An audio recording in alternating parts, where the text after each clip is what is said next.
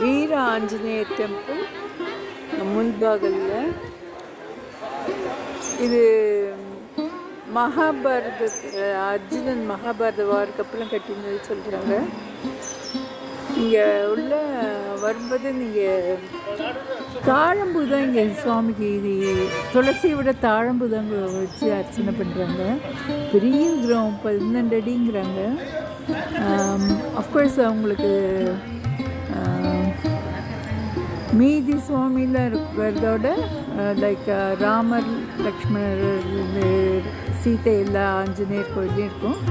இங்கே வெங்கடாஜலபதியும் இருக்கார். And also don't miss இந்த அனந்தசயனத்தில் இருக்கிற கோவிந்தராஜ பெருமாள்.